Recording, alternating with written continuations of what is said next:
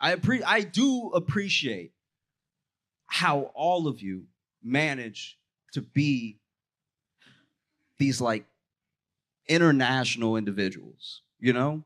Like y'all care about things that are happening in the world, and you consume all this media that is not yours. You don't have to if you don't want to, right? Like I know that we're right there and we're very loud about it, but if you wanted to put the Sony XM4s on, you could, you know? But y'all keep up with your politics and our politics. We don't even do that.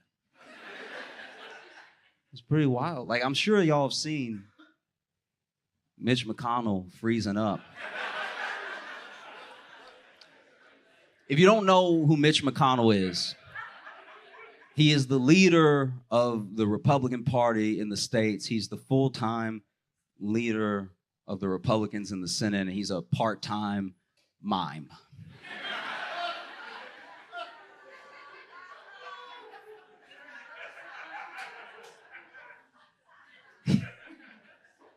And I know you're wondering, you're like, how is this happening? We're wondering the same thing. How is this happening? How is this? This is crazy. He's not by himself. Biden's hella old. Trump is hella old. You know, Dianne Feinstein's hella old. We just keep letting older and older people stay in power, and we don't even really know why. I think that mainly there's something to be said for like how fearful Americans are.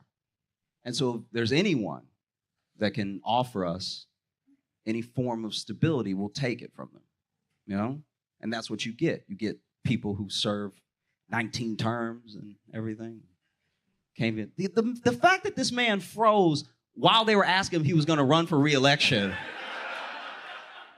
I think that was God answering for him. That's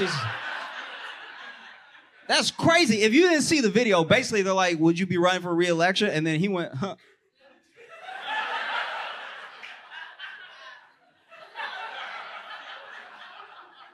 He looked, for a split second, he looked just like Jim from The Office. He was like...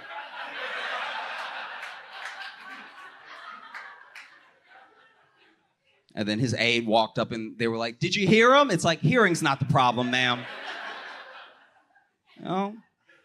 And there are some people that are like, oh, leave him alone. He's an old man. It's like, all right, well, just because you're old doesn't...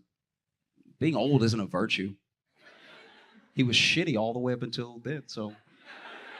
Do you know what I mean? And look, I hope...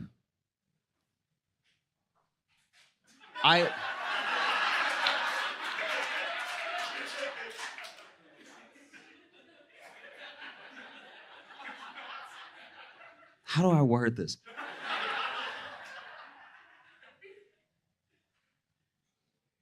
I hope he's able to maintain his health as well as the first responders from 9/11 that he voted against funding are able to maintain theirs. You know, like, I think that...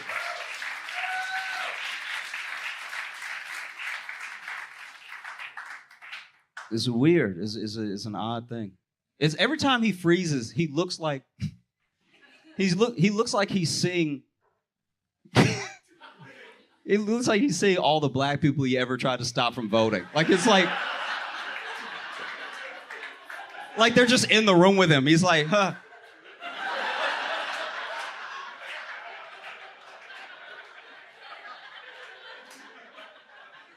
That is a lot.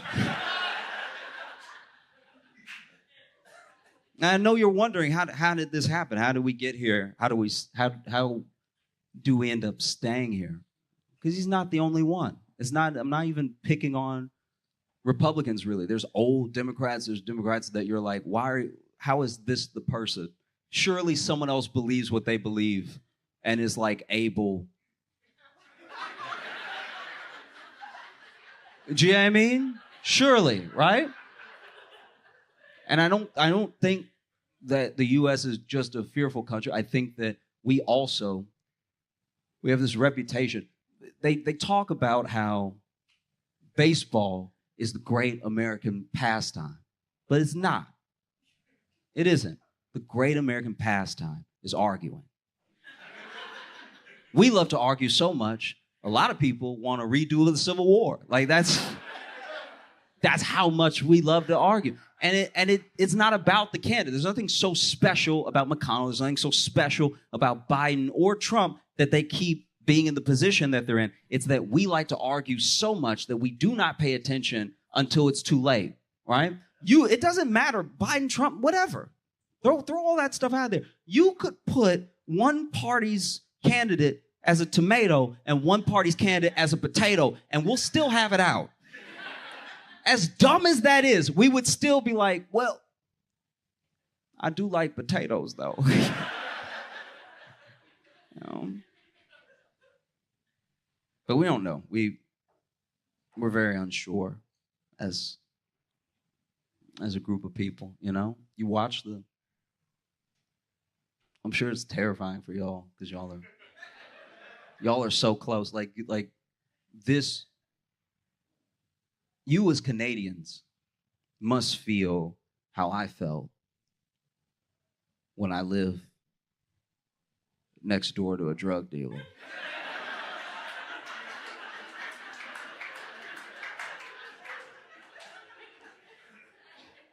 Had nothing to do with me. It was none of my business. But I don't know. You'd hear stuff through the wall, and you're like, am I in danger? You know? Like, you even watch from afar the shootings that we have, school shootings that we have. And it's genuinely terrifying. It's terrifying for us, you know? And so many of them happen that there's no keeping up. Like, just within, a week of each other, there was a shooting, there was a hate crime, and then there was a shooting at a school. And you wonder, like, how is this sustainable? Is it possible for it to be sustainable? You know? You take a country that has this much crippling student loan debt, and you carpet bomb it with a bunch of school shootings. It's no wonder we don't like to read. Shit feels dangerous. Oh. That's my thing. It's like, I think it's going to change how future generations even talk about school, because there's just so many. It's not this like uncommon occurrence. And like, they don't all make international news because, thank God, not 13 kids aren't dying every time, but it's, you know, it is happening. It makes me wonder if 30 years from now, there's going to be a kid who turns to another kid. It's like, hey, him over there, he cold-blooded. Got ice in his veins. Be like, what? Him? Yeah, him. What'd he do? It's like, he got a PhD.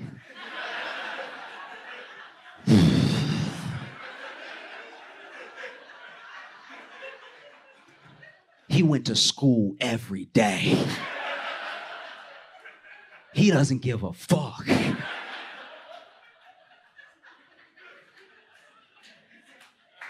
I mean,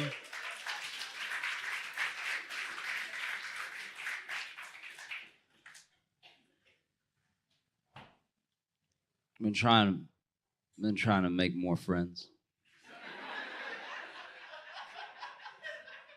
This is the thing. When you are young and have a lot of friends, you think that you're good at making friends. But there's a chance that you're not. There's a chance that these friends are just from convenience and proximity, right? Because then when you get older, when you become an adult, you see how hard it is to make friends, you know? It's hard, whether you're trying to date someone or make a friend, it's incredibly difficult to walk up to someone and make something out of thin air. Because that's what you're doing when you're building relationships. And we're not always receptive to it, you know? We think that we're good at making friends. We think we want more friends, but sometimes it's not the day. I got too much on my mind. Or don't talk to me here. Or it's impossible to know. Huh? Like if somebody rolled up to you right now like, damn, man, I like your glasses. I like your hat. What you doing later? You'd be like, get the fuck away from me. I don't know if it's drugs you taking or drugs you need to be taking, but get away from me. I've been trying to make friends. I've been trying to make friends at the gym. Because that way I'll have a spotter, so I won't gym alone. If you don't know what a spotter is a friend who lets you believe in yourself too much.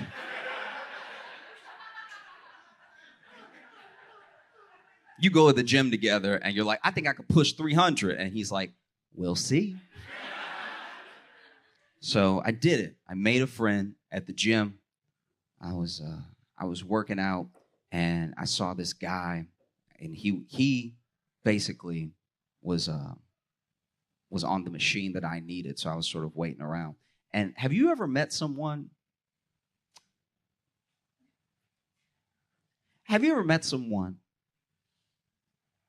that has been to so much jail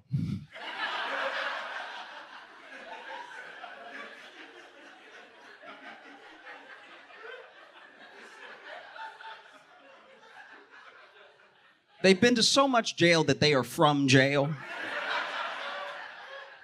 Do you know what I'm saying? Like you might be from Toronto, right? You might be from Vancouver. This man was from jail, okay? And you know he was from jail because he was like working out and he was barking in between reps. Like he was like, arr, arr, arr, arr. I was like, okay. And he noticed me sort of lurking around, waiting for him to be done on the machine. And he saw me. He was like, you trying to get on this one? I was like, oh, maybe. If that's okay with you. And he's like, let's take turns. I'm like, okay, cool.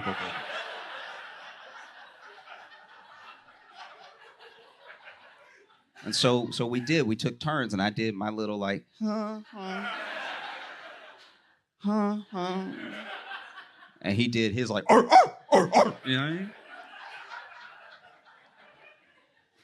And then for whatever reason, we just kept working out together. I was like, what workout are you doing? And he told me. And so we took turns for the rest of the time that we were at the gym, and we decided to be gym buddies. And I appreciate this about him. I really do appreciate this, that he did this, that he said this to me, you know, because we exchanged numbers and everything. And before I was about to leave, he was like, look, I got something to tell you. I was like, oh, what is it? And he was like, I did a little time.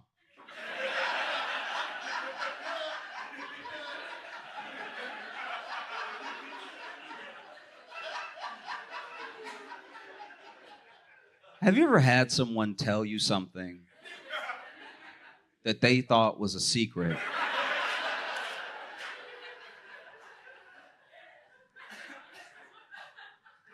But was so painfully obvious, you had to act surprised to not feel rude. So then he said, I did a little time. I was like, oh, time where?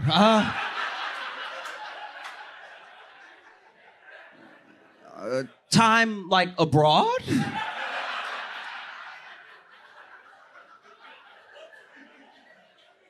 And he was like, no, the pen. And I was like, oh, yep, fair enough. Okay, I got you. And so we decided to be workout buddies. And next time that we're supposed to meet up, I was late because I got off work late. So now I was heading there. And I'm excited to see my new friend, my new gym buddy, my new spotter. And as soon as I see him, I'm thinking he's going to have a smile on his face, too. This man is pissed, right? I walk up. He's like, where the fuck was you? Okay? I already started working out. I already did chest, already did back, already did stomachs.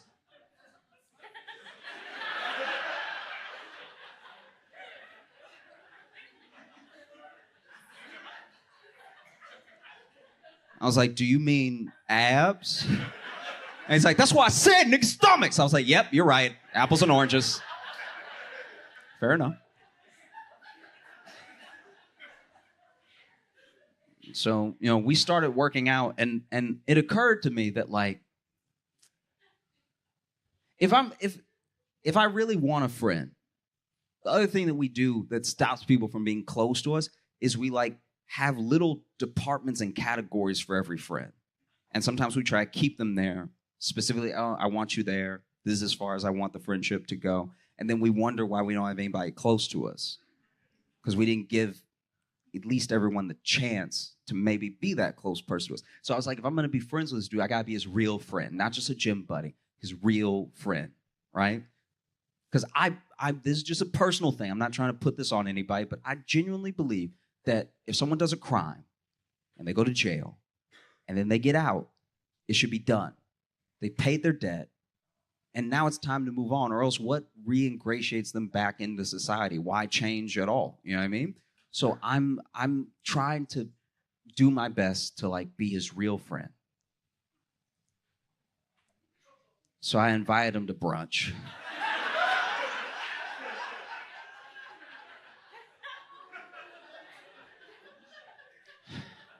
And Saturday comes, right? And he shows up to the brunch spot that I picked out, that I told him to come to, with the biggest brown bag I've ever seen in my entire, I didn't even know they made brown bags this big. It was a brown bag, might as well have been a garbage bag. This was crazy big, and it had a huge Tupperware of lasagna in it.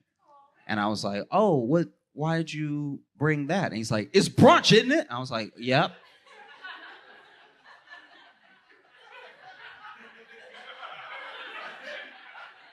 But that's why we're here at the brunch restaurant. Like, you didn't have to bring any brunch with you because all the brunch is inside. I didn't know. And he's like, that's not what you said. I'm like, I understand. I didn't tell you not to bring anything. That's my bad. I didn't realize I needed to say, don't bring, all the brunch will be inside when we get there. And he's like, but it's brunch. I was like, oh, yeah, you keep saying that, and I don't know what you mean. He's like, it's brunch. I brought my lunch. I was like, oh, this dude went to jail before brunch was invented. Okay. Cool. But my man loves $13 mimosas. I know because I was paying. After he finished one, he's like, let's get another one. I was like, well, let's implies both, but yeah, whatever. Okay. But it's great. It's a great friendship to have because honestly, this dude, I can't say this like as a blanket statement, but I will say, if it's possible, you know, one of the things I think that makes society better and would help in reingratiating these people back into society is if everybody had a friend who had been to jail. Because I will say this, a friend who's been to jail knows exactly when to leave a party. I went to a party this dude invited me to. I'm there for 12 minutes. And he's like, we need to get out of here. And I was like, oh, okay. And the next day I saw that party on the news.